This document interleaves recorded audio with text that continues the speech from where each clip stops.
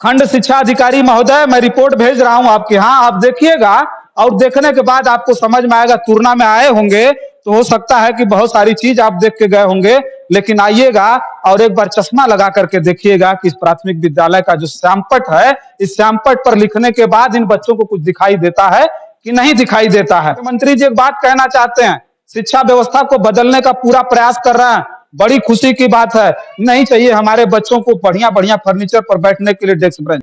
जो शिक्षा व्यवस्था है उसको सुधारने के लिए अगर आपका मन सही हो जाए, आपका मस्तिष्क सही हो जाए, आपका इरादा सही हो जाए, आपकी नीयत अच्छी हो जाए, तो इस बात पर ध्यान रखिएगा कि हमको कोई अब अच्छी व्यवस्था नहीं चाहिए, बल्कि पूरी तरह से कम शिक्षक तो दे दीजिए और बेलगाम शिक्षकों पर कार्रवाई करिए।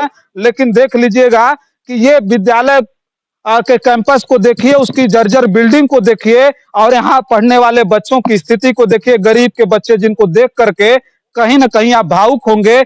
कहीं साथियों नमस्कार, मैं रजनीश और आप देख रहे हैं जनादर्श भारत। साथियों आज हम जो है परिषदीय विद्यालयों के उस जो रिव्यू में हम दिखा रहे थे उत्तर प्रदेश में जो प्राथमिक विद्यालयों की हालत है किस तरह की है, हमारे ठीक जो है सामने देख रहे हैं। ये अतिरिक्त कक्ष प्राथमिक विद्यालय तुरना, क्षेत्र देवकली, जनपद गाजीपुर है।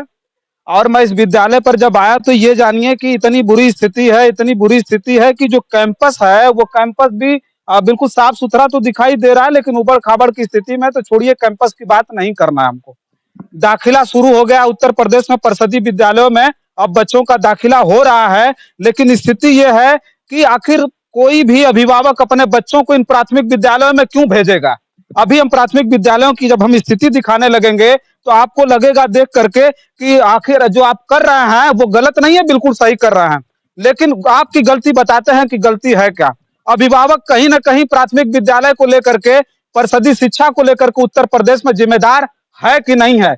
इस गांव में, इतना बड़ा गांव है तुरना में मैं खड़ा हूं, और तुरना गांव में गरीब परिवार के, किसान परिवार के बच्चे इन प्राथमिक विद्यालयों में पढ़ने आएंगे, और जिस व्यक्ति की कमाई एक दिन की 50 रुपया भी होगी वो अपने बच्चों को प्राथमिक विद्यालय में नहीं भेजना चाहता है। स्थिति जान लीजिए। आज इस प्राथमिक विद्यालय में 1 से 5 तक की कक्षाएं चलती हैं और यहाँ पर केवल एक शिक्षा मित्र और 2 शिक्षकों के भरोसे ये पूरा विद्यालय चल रहा है।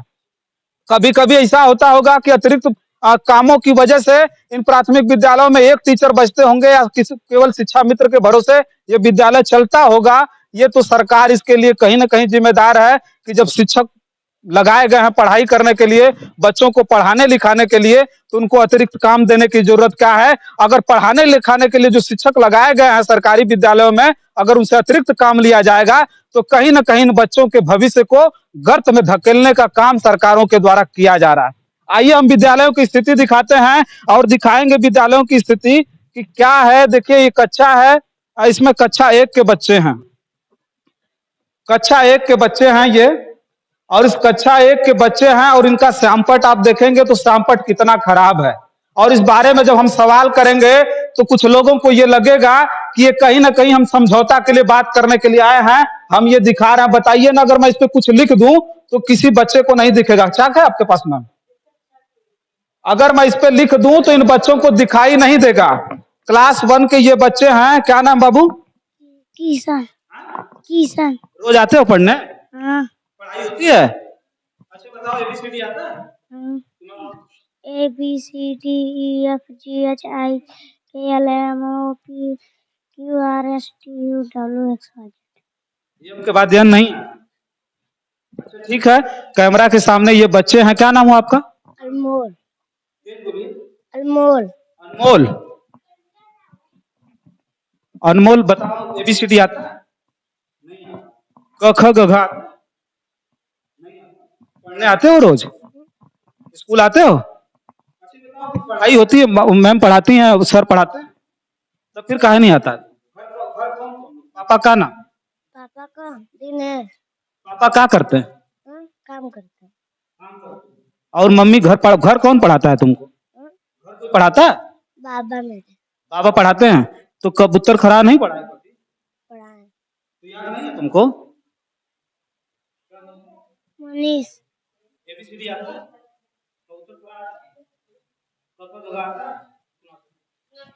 उत्तर खड़ा गमला घड़ी यहाँ चाकू छाता जहाज झंडी यहाँ टट्टू ठठे डाली ढक्कन आड़ा तरी थरिया देवा धनु नाल पतंग फरसा बकरी मछली अरवा रस्सी लड़का वकील बड़ ने छोटा अना छतरी तरह यहाँ गया। चलिए बहुत बढ़िया, ताली बजाइए एक बार इनके लिए। ड्रेस नहीं है तुम्हारे पास? ड्रेस है, पहन के कहे नहीं फट गया है। नए सत्र में नहीं मिला अभी? नहीं पैसा गया खाते में कि नहीं गया? देखिए ड्रेस किसी के पास नहीं है और ड्रेस का पैसा अब लोगों के खाते में जा रहा है, इनके गार्जियन के खाते में। और गार्जियन जब विद्यालय से बंटता था तो हालांकि इन लोगों को मिल जाता था, लेकिन जब गार्जियन के खाते में पैसा जा रहा है तो गार्जियन पता नहीं इनका ड्रेस बनवाएंगे कि नहीं बनवाएंगे। और क्या बताएं उस गार्जियन के बारे में, मतलब सर पीटने का मन करता है कि ये गार्जियन अपने बच्चे के भविष्य को किस तरह से अंधकार में धकेल रहे हैं, किस तरह से अंधकार में धकेल रहे हैं। और कहीं ना कहीं देखिए ये व्यवस्था के बारे में बात कर रहे हैं कि ये व्यवस्था देख लीजिए, कायाकल्प के जो है आधार पर देख लीजिए उत्तर प्रदेश के प्राथमिक विद्यालयों में बिल्कुल टाइल्स लग गई है, बच्चे एकदम चमकते हुए विद्यालय के फर्श पर बैठ रहे हैं। लेकिन श्यामपट की स्थिति आपको दिखाएंगे तो कितनी खराब है साहब। आइए और आगे क्लास में दिखाते थे। क्लास 1 के बच्चे हैं, इनको क ख ग घ नहीं आता है, ABCD भी बहुत सारे बच्चों को नहीं आता होगा, गिनती और पहाड़े की तो बात छोड़ दीजिए लीजिएगा। आइए और आगे भी क्लास में हम दिखाते हैं बच्चों को। ये देखिए ये क्लास है और इस क्लास में भी एक बार इस श्यामपट की तरफ देखिएगा। इस जिस तरह से श्यामपट की स्थिति है, उस श्यामपट की स्थिति को देख करके यहाँ की शिक्षा व्यवस्था को आप समझ सकते हैं कि किस तरह की शिक्षा व्यवस्था होगी। और थोड़ा सा हम कैमरामैन से चाहेंगे कि साफ सफाई के बारे में भी दिखा दें। साफ सफाई के बारे में देख लीजिए, बहुत सारी धूल आपको दिखेगी। बताइए कहां से इन बच्चों का जो व्यक्तित्व है, जो मन है, जो दिमाग है वो एकाग्र होगा और ये पढ़ाई लिखाई करेंगे। ये किस क्लास के बच्चे हैं सर, किस क्लास के हैं? दो तीन क्लास। 2-3 के हैं बच्चे। कितने लोग 2-3 के हैं इसमें? अभी तो ये बच्ची उसमें से आ गई। इसमें बैग किसके किसके पास बैग है? सबके पास है ना? है? खाना मिला था? खाना मिला था कि नहीं, सही से बताओ। सही मिला था। आज खाए हो? हाँ। अरे सब्जी भात। सब्जी भात मिला था। अच्छा ये बताओ तुम्हारे पास बैग है? सर ये झोला लेके आई है। बैग लेके आए हो ना? खाली मेरा घर पे था। क्या नाम है? खुशी गुप्ता। खुशी गुप्ता। पढ़ती हो यहाँ पे? कौन सी क्लास में? किस कक्षा में पढ़ती हो? 1 में, 2 में, 3 में, 4 में, कब पढ़ती हो? 2 में पढ़ती हो। ABCD आता है? ABCD EFG HIJ ठीक है, इसको याद है, इसको याद है। क्या नाम है तुम्हारा? संतना। कब पढ़ती हो? 2 में। ABCD आता है? आता है। सब आता है। क्या नाम है? पायल। पायल। पायल। ABCD आता है? हाँ। किस क्लास का बताएं बच्ची हैं? 2-3 की बच्चियां हैं और 2-3 की बच्चियों के बारे में क्या कहा जाए। इसको इन लोगों को पढ़ाने के लिए कोई यहाँ है ही नहीं। और जायज सी बात है कि जिस विद्यालय में शिक्षक नहीं होंगे तो पढ़ाएगा कौन? हेड मास्टर साहब है, इनके पास इतना अतिरिक्त काम होगा, इनको जो है अलग अलग काम दे दिया जाएगा तो ये क्या क्लास चलाएंगे, क्या क्लास में रहेंगे। एक शिक्षा मित्र हैं और 2 शिक्षक हैं हेडमास्टर साहब को लेकर के। 3 शिक्षक मिलकर के प्राथमिक विद्यालय चला रहे हैं। और इस प्राथमिक विद्यालय की स्थिति को दिखाए ना, इतना जर्जर है कि इसकी बिल्डिंग को भी एक बार हम चाहेंगे कैमरामैन से दिखाए कि देखिए पूरी छड़ें जो हैं वो दिखाई दे रही है, छड़ दिखाई दे रही है पूरी तरह से। फर्श बिल्कुल चमक रहा है और जो फर्श चमक भी रहा है तो इसकी साफ सफाई। हमारे साथ हेडमास्टर साहब हैं, कुछ हम बात करें मास्टर साहब से। मास्टर साहब बहुत बहुत स्वागत है। नाम बताएं। अमरनाथ सिंह यादव। अमरनाथ सिंह यादव नाम है मास्टर साहब का। मास्टर साहब आप एक बात बताइए कि बच्चे तो हैं, जो भी हैं, 2 हैं, 4 हैं, 10 हैं, आपके पूरे जो है विद्यालय में कितने बच्चे? 1 से 5? 56 बच्चे हैं और 3 शिक्षक जी। अभी हम अगर यहाँ बात कर लें शिक्षा की, इन बच्चों की पढ़ाई लिखाई की, तो बड़ी बदतर स्थिति है। इस बात को आप मान रहे हैं कि नहीं मान रहे? मान रहे हैं सर। मान रहे हैं। हैं। जिम्मेदार कौन है? जिम्मेदार सर हम लोग हैं, लेकिन हम लोगों के सामने समस्या है देश भर का काम हम लोग पढ़ाते हैं, मिला-जुला कर क्या करेंगे? यही ना, एक गाँव का विद्यालय है, गाँव के ऐसे-ऐसे गार्जियन हैं कि कहने के बाद भी लोग बच्चों को नहीं भेज रहे हैं। वैसे जो समस्या है आपके से हम साफ-साफ बता रहे हैं, उसमें झूठ-सच बोलने की क्या ज़रूरत है? जी। देखिए, प्रधानाध्यापक जी हैं जिन्होंने साफ कहा कि कहीं न कहीं इस बात के लिए गार्जियन जिम्मेदार है और इस बात से नकारा नहीं जा सकता है। गार्जियन तो 100% मैं कह दूं तो जिम्मेदार हैं। अगर गार्जियन जिम्मेदार नहीं होते, अगर इन विद्यालयों में आकर के एक बार इन लोगों ने पूछ लिया होता कि नहीं, आप अगर आते हैं पढ़ाई करने के लिए तो समय से क्यों नहीं आते हैं? आप अगर आते हैं पढ़ाने के लिए तो हमारे बच्चों को पढ़ाते क्यों नहीं हैं? अगर पढ़ाते हैं तो हमारे बच्चों को होमवर्क क्यों नहीं मिलता है? जब आप बच्चों को पढ़ा रहे हैं तो हमारे बच्चों को कुछ आता क्यों नहीं है? क्यों पूछेंगे आप ये सवाल? अभिभावक आखिर ये सवाल क्यों पूछेगा? क्योंकि अभिभावक के दिमाग में तो ये भर चुका है कि हम 1 रुपया इनको फीस नहीं दे रहे हैं, अपने बच्चों को हम भेज रहे हैं और उल्टा ही तो खाना भी यहाँ खिला रहे हैं और हमारे बच्चों को पढ़ा रहे हैं। तनख्वाह तो इनको सरकार देती है, हमको सवाल पूछने की क्या जरूरत है?